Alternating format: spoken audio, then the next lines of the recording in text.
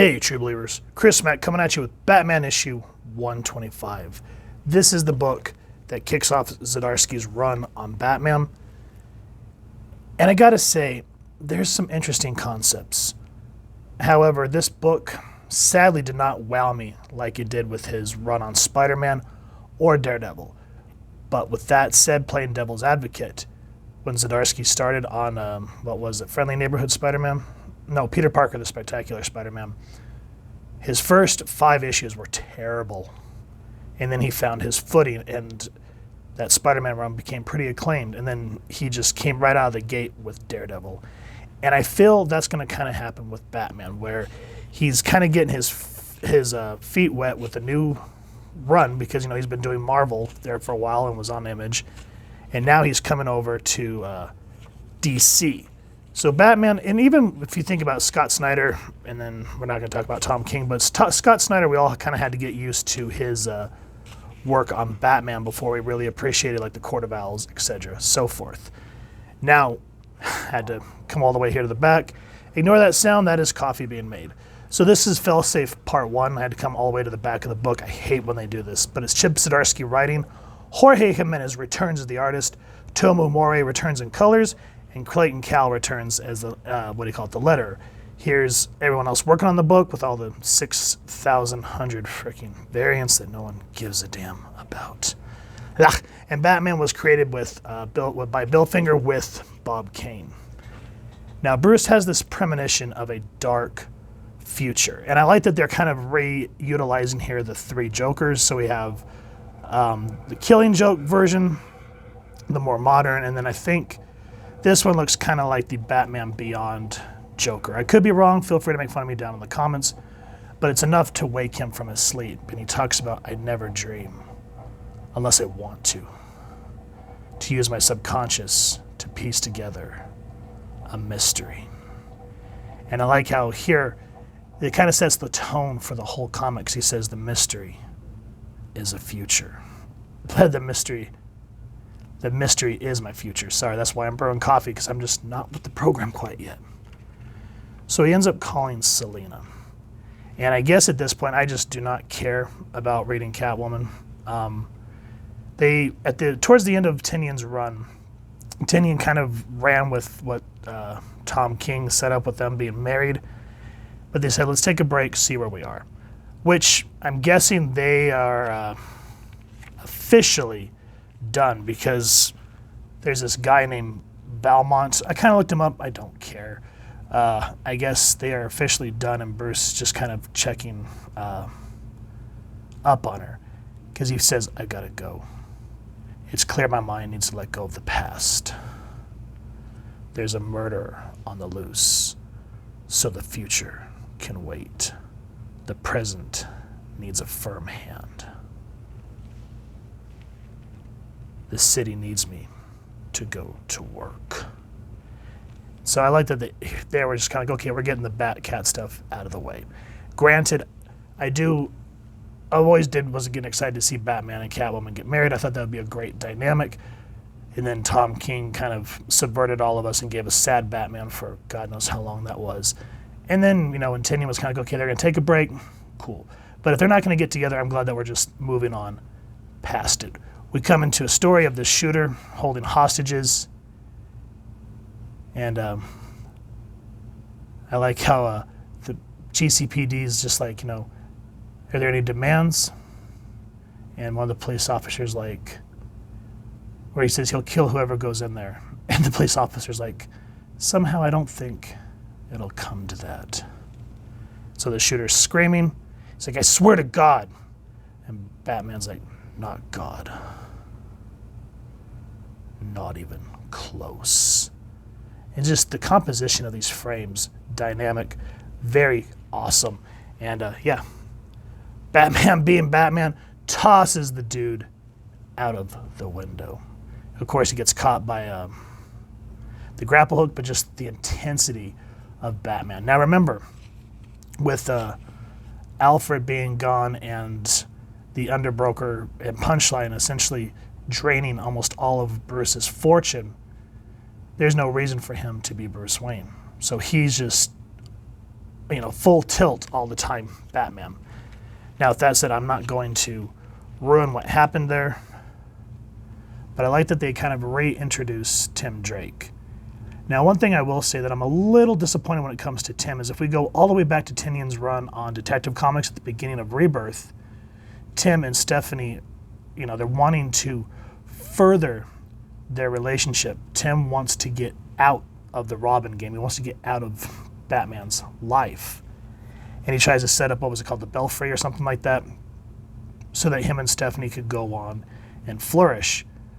But circumstances brought him back into the game. So it's heartbreaking to see that, but I really would have loved to see him and Spoiler eventually settle down or something like that. That would have been very cool because they built him and Stephanie up for years now. So anyway, I like here that Tim, always kind of being like Dick, kind of the level-headed one, he goes, ever since you lost your fortune, it feels like you're never just Bruce Wayne. Night and day you're out there as Batman. It's too much, even for you. So Bruce finds a way to utilize Bruce Wayne again, but of course it's for Batman reasons. And then here, I love how Zdarsky can just use dialogue and it hits you. Because there's a gala that Bruce Wayne is invited to. And what happens is the Penguin's saying that whoever's rich and doesn't share the wealth with people, I know, right? He's going to start murdering. And then if they die and the millions go to their whoever inherits it, he'll kill them too. And so there's this gala for all the millionaires, and Robin's like, won't they cancel it? And Bat says, no, it's the hardest part of the job. This city wants to die. And just kind of seems like, Gotham to a T. So here, Batman utilizes Bruce Wayne again, but of course he has Robin down in the depths to kind of counteract whatever plans the Penguin has in mind. And then again here, kind of Batman on a budget. The Penguin makes his debut. And no time to change, no fancy way to. He just puts on his mask and pulls off his coat. There's his utility belt. Just kind of an interesting way instead of how you'll watch TV shows or whatever and they're just immediately in costume. I like that here. There is no time for that. Now, there's one thing that I'm going to spoil here. Well, there's several things in here, but there's only one that I want to spoil. You come to find out this is not the Penguin. What do I mean by that? Read the book. But the part that I'm going to spoil, so if you don't want that spoiled, go read 125 now and come back. So you've been warned. Tim gets shot through the throat. And even though he's bleeding out, he's telling people to get away from the doors. He says, stay back. And he's just saying, get everyone out. And so Bruce says, we got to get to the hospital. There's no time for me to work on you. There's no Alfred. There's no time for Leslie Tompkins. And Tim just can't do that. They'll know who I am, who you are. Need to get me out of costume. Now, if you're asking me why I'm spoiling this, here's why. You'll lose everything. And Batman says, once before, I've had to do this once before. A different time. A different soldier. When Jason died, I removed the costume. I thought, is there a bottom to this mission?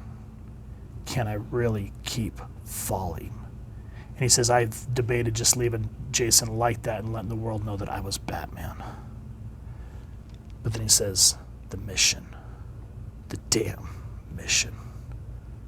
That's the Zdarsky I know, who knows how to write great drama and call back to Jim Starlin's A Death in the Family. That's how you do it. So you see Batman busting ass to save Tim because he doesn't want to lose people like he lost Jason, like he lost Damian. Yes, they're both back from the dead, but still that initial death, it haunts you. It haunts you. Especially when they're one's your legal son and one's not. Now, there's a reason the Penguin's in the hospital. I don't want to give it away because If DC decides to commit to the bit, this is going to be something big. Needless to say, it puts the law out on Batman and really ruins his reputation. So something happens that because he says, hold on, before I really give it away, his oracle's asking Batman, "Are you all right?" "I'm fine." And in his mind, he's saying, "I'm not." He goes, "I'm lost. There's something that's," he said, "there's something wrong, an itch in my brain. It's just out of reach." And then that's where the next beat for the next comic story happens. What is Failsafe? You'll have to read the book. The next half is a Catwoman story, which is kind of cool. It has her working with the underbroker and fighting for the Iceberg Lounge. Again, I don't want to give away too much because it gives away the main story, but it introduces this character named the Executor. And he's kind of an odd duck. He's a metallic man that was made for the underbroker. And he hires Selena to help her find some certain individuals. Again, I don't want to spoil too much. There's some really interesting beats in this comic. I was kind of hoping that I was going to be blown away like I was with Zdarsky's run on Daredevil. But again, it just seems like with Batman, whenever there's a new writer, they have to find their footing. Tom King at the beginning was pretty good. They introduced some good ideas, but as they got up to the Bat-Cat wedding, then the whole run just kind of went after that. Snyder, he had to find his footing, and his run was absolutely amazing. And then Peter J. Tomasi's run on Detective Comics, phenomenal. So we'll see where Zdarsky takes Batman. I'm invested. There's some really great ideas. I like that he's kind of starting to throw some old, tired stuff out and introducing some new ideas. So guys, with that said, if you've enjoyed what you've seen, please first and foremost support your local comic shop and pick up a copy. If you've enjoyed this review, we really would appreciate if you take a moment to hit like, share, and subscribe. Helps the club channel more than you could possibly know.